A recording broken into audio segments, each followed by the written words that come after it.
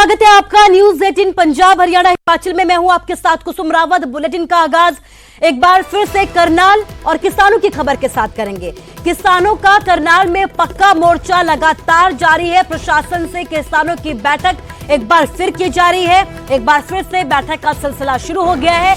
किसानों के 11 मेंबरी डेलीगेशन के साथ ये बैठक की जा रही है। लघु सचिवालय के बाहर किसानों का पक्का मोर्चा लगातार जारी है। किसान लगातार डटे हुए हैं। कल से ही मोर्चे पर किसान बैठे हुए हैं और लगातार अपनी मांगों को लेकर यहां पर आवाज बुलंद की जा रही है। किसानों के मुताबिक जब तक उनके मांगों पर गौर नहीं फरमाया जाता, जब तक उनकी मांगों को पूरा नहीं किया जाता, तब तक करनाल में ऐसे ही डटे रहेंगे।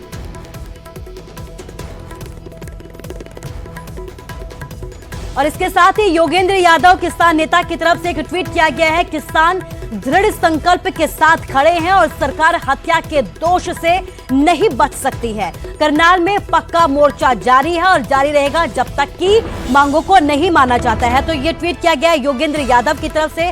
आपको बता दें कि आज एक बार फिर से बातचीत का सिलसिला शुरू हो गया था। कल भी 3 दौर की बातचीत हुई थी, लेकिन सहमति नहीं बन पाई थी।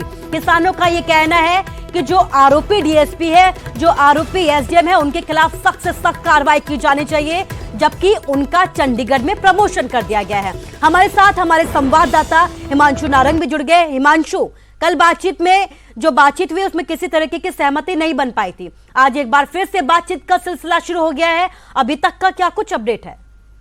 कुसुम, जाहिर सी बात है कल बैठक बेनतीजा रही और बैठक कल प्रशासन और 11 किसान नेताओं की जो सदस्य कमेटी है वो इसलिए ही बैठक करने पहुंची थी, क्या पता कोई हल निकल जाए, क्या पता कोई समाधान निकल जाए। लेकिन जब समाधान नहीं निकलता है तो उसके बाद किसान वापस अनाज मंडी पहुंचते हैं। वहां से वो घेराव के लिए चलते हैं जिला सचिवालय के, और लघु सचिवालय पर जब घेराव हो जाता है, पूरी रात घेराव रहता है।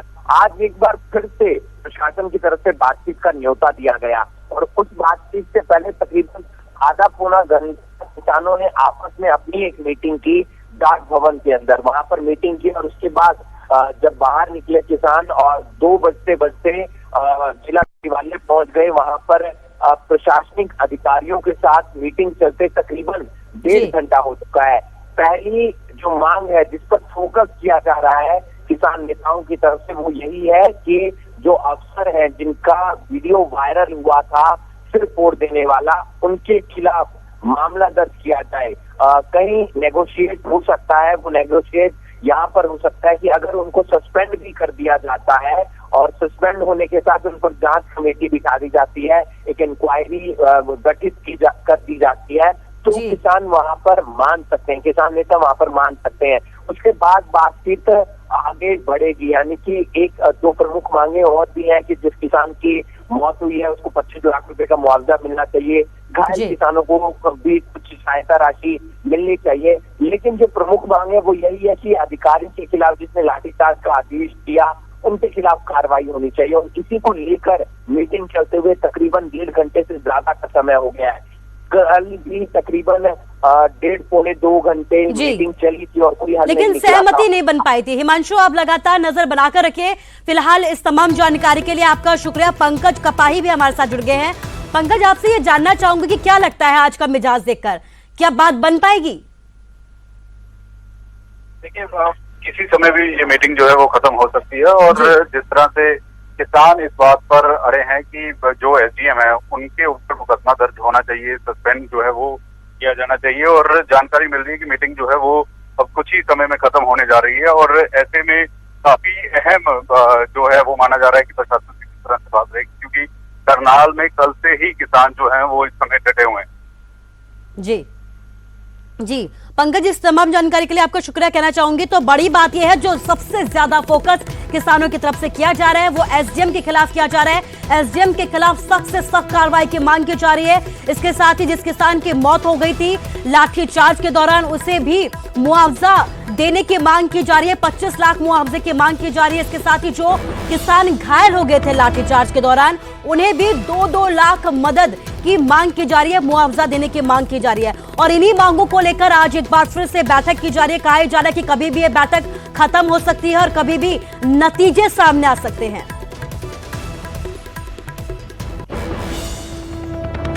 और इसके साथ ही दादरी में बीजेपी विधायक कमल गुप्ता का विरोध किया गया है। कार्यकर्ताओं के साथ बैठक कर रहे थे कमल गुप्ता और इसी दौरान किसानों की तरफ से जोरदार तरीके से कमल गुप्ता का यहां पर विरोध किया गया। फोगाट खाप की अगुवाई में किसान यहां पर पहुंचे, घेराव किया गया, भारी संख्या में पुलिस बल भी तैनात रही, बैरिकेड्स भी लगाए गए। किसानों ने रोड जाम कर विरोध प्रदर्शन किया, काले झंडे लेकर विरोध प्रदर्शन किया। इसके साथ ही मौके पर पहुंचकर एसपी विनोद कुमार ने किसानों को समझाने की कोशिश की, लेकिन किसान पीछे नहीं हटे और इसी तरीके से यहां पर प्रदर्शन अपना जारी रखा। तो बीजेपी विधायक कमल गुप्ता का विरोध करने के लिए यहां पर पहुंचे थे प्रदीप साहू, हमारे संवाददाता दादरी से जुड़ गए हमारे साथ। प्रदीप, क्या कुछ अपडेट है? कहा यह जा रहा है कि यहां पर भी किसान पहुंच गए और जोरदार तरीके से कमल गुप्ता का विरोध किया गया। देखिए, जब हम चरखी दादरी की जिला कार्यकर्ता की आज मीटिंग थी रेस्ट हाउस में, वहां पर दादरी से जो प्रभारी और भाजपा के राष्ट्रीय विधायक कमल गुप्ता यहाँ पर मीटिंग को संबोधित करने पहुंचे थे। जैसे ही ये जानकारी किसानों को लगी तो फोगाट खाप की अगुवाई में किसानों ने विधायक का घेराव किया। हालांकि पुलिस द्वारा सुरक्षा के पुख्ता प्रबंध किए गए थे, बैरिकेड्स वगैरह भी लगाए गए थे, लेकिन किसानों ने बैरिकेड तोड़ने का प्रयास किया लेकिन तोड़ नहीं पाए और आगे नहीं बढ़ पाए। वहीं पर जैसे ही इसकी किसानों द्वारा जो रोड जाम भी किया गया और इसकी सूचना मिली तो एसपी स्वयं विनोद कुमार मौके पर पहुंचे, किसानों को समझाने का भी प्रयास किया, लेकिन किसान काले झंडों के साथ विधायक का विरोध करते रहे और बड़ी मशक्कत के साथ पुलिस द्वारा विधायक की गाड़ी को बाहर निकलवाया गया। इस दौरान किसानों का स्पष्ट रूप से ये कहना था कि जबकि सरकार के नेताओं को वो दादरी में एंट्री पर बैन कर चुके हैं, लेकिन फिर भी सरकार आपसी भाईचारा खराब करने के लिए नेताओं को दादरी में भेज रही है और कृषि कानूनों का रद्द होने तक उनका विरोध जारी रहेगा। जी प्रदीप, इस तमाम जानकारी के लिए आपका शुक्रिया। तो किसानों का ये कहना है कि जब तक मांगे पूरी नहीं होती, जब तक 3 कृषि कानूनों को रद्द नहीं किया जाता, उनका ये प्रदर्शन यूं ही जारी रहेगा और इस तरीके के विरोध प्रदर्शन की तस्वीरें लगातार सामने आती रहेंगी। इस बीच एक बड़ी खबर आपको बता रहे, पंजाब में बीजेपी नेता हरजीत ग्रेवाल का किसानों पर आरोप सामने आया है कि ये किसान नहीं है बल्कि वे क्रिमिनल है।